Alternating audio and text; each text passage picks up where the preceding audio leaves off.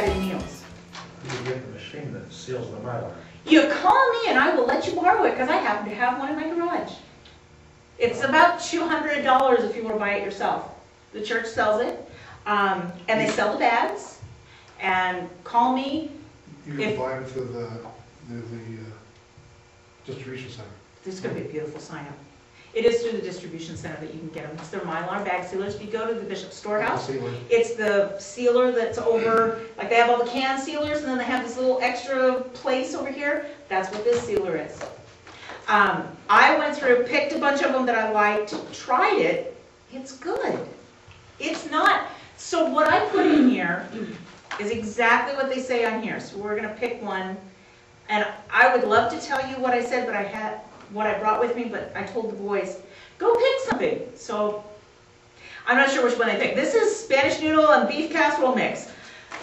Let's pretend this is, oh, this is ham hock stew. This is really good. Ham hock stew is really good. I can tell you what goes in ham hock stew. Ham hock stew is navy beans, pinto beans, onions, carrots, celery, salt, pepper, beef bouillon, oregano, thyme, and ham TVP. These are all freeze-dried items. These are all freeze-dried items. So, like you said, we have all this food storage underneath. So all these number 10 tins. I'm going to be good. I'm going to buy my year's supply. I'm going to buy freeze-dried celery. Freeze-dried celery. I have freeze-dried celery now. And so you tuck it away because I have it now, right? So you put it away underneath the bed because number 10 tins fit under the bunk bed really nicely. So you just kind of fill it up. Freeze-dried celery. I got lots of. First of all, we thought that 4 cans of freeze-dried celery would be enough. We used it all and had to buy more. So freeze-dried celery does not go as far as we thought. Freeze-dried shortening does. 6 cans of that. I can't think what I'm going to use enough because every recipe I know says use a teaspoon. So I'm thinking my 6 cans of freeze-dried shortening, I have enough. I'm going to make shortbread cookies. I'm going to be selling a lot. How we managed to get them in these. We took little bags, and like I said, we took a big bag, sliced it in half with a paper cutter, sealed both of them, so now we have 2 bags this side that are open on the top. This fits just perfectly in one of the bowls in my kitchen. So it sat like this. And we just assembly lined. One person was on the beans, one person was on the noodles, one person was on spices, one person was on carrots, one person was on celery, one person, and everybody just took their pre-measured scoop. You got, your big bowl full of beans and your 1 cup measure. Every container gets 1 cup, and in they went. You just put 1 cup in each one, and each person did it. We did in about 2 hours. We did 40 meals of 3 different types. The 40 meals comprised 3 different types of meals, so we changed. It's fun to do, and I know that there's this. But the proof is always in the pudding. What's the estimated shelf life of that soup now in that bag? But everything in here was shelf life for 20 years. Everything we put into it was shelf life for 20 years. Right. All of the 10, number 10 tins are all 20-year short shelf life stuff. So I'm guessing because we took it out and resealed it with the oxygen absorber, so at least 15. There are 2 kinds of cookbooks. There's this lovely cookbook. It's by somebody who runs a big restaurant, makes cute pizza. These are the kind you open up and you read them. Look at the beautiful pictures of the food and the nice recipes, and ooh, I can make it just like that famous chef. And these are the kind of cookbooks that I like to read through, that I like to read like a book. Ooh, and it says you can do this, and oh, and it looks, and it says that they went here and they learned this recipe in Paris and they did this, and it's kind of a fun cookbook. But when I say get my cookbook, my kids go and get this ugly little book. This is the new Cooking with Home Storage by Vicki Tate. It's about 16 bucks. You can buy it at almost any bookstore. Barnes & Noble wants you to special order it. They usually only keep you a copy or 2. Deseret Books and Ensign Books usually have it on the shelf all the time, 3 or 4 or 5 copies. This is filled with, it does have some things in it. Occasionally they say, soups are one of the most typical mainstays. It kind of talks about these recipes were gathered from people who lived in Mentai, who lived in that part of Utah, who remember the Indians coming up on Grandpa's barbed wire and jerking all their venison on the little spikes on, and it's written in here. It's like, when you're drying meat, you know, one of my favorite recipes in here falls under Grandma's home remedy. It's bear fat salve.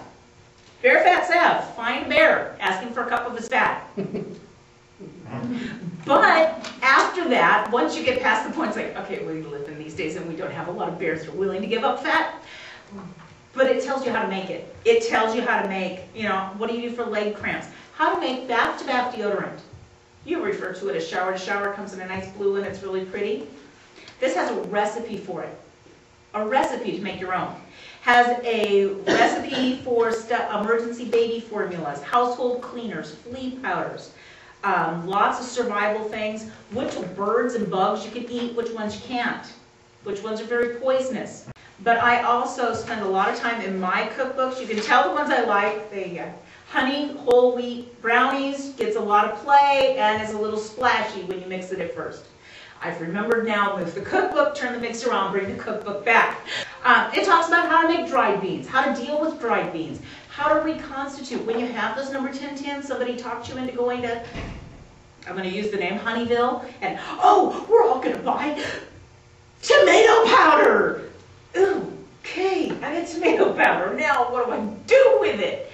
This tells you what to do with it, how to reconstitute it, how to turn tomato powder into ketchup, which is actually really easy. A little lemon juice, a little vinegar, and you now have ketchup out of your tomato powder and not just tomato powder.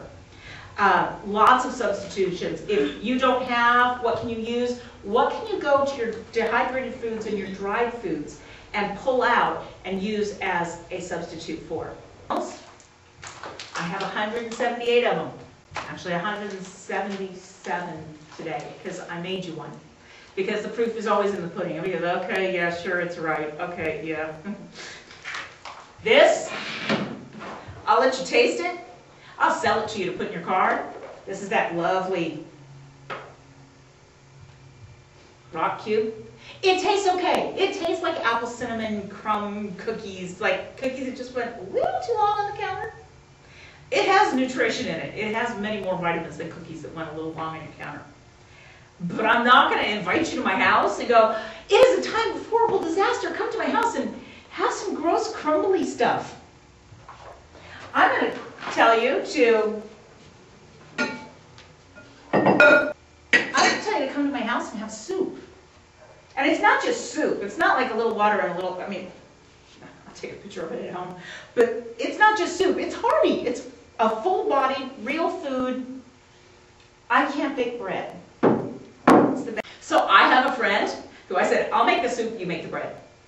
And she went, that sounds great. I said, I'll even give you the wheat to make the bread. I'll grind the wheat to make the bread. I'll make the soup, you make the bread. I have the yeast, I have the everything, I don't have the talent. That's what my goal is. And that's what I learned from this book. That's what I learned from going and opening up those number 10 tins. And sometimes you open stuff up and you go, I would never eat that. Dehydrated pudding. Nastiest stuff in the world. But guess what? The number 10 tin from Smart & Final of chocolate pudding will last 4 years. I checked. It'll last 4 years.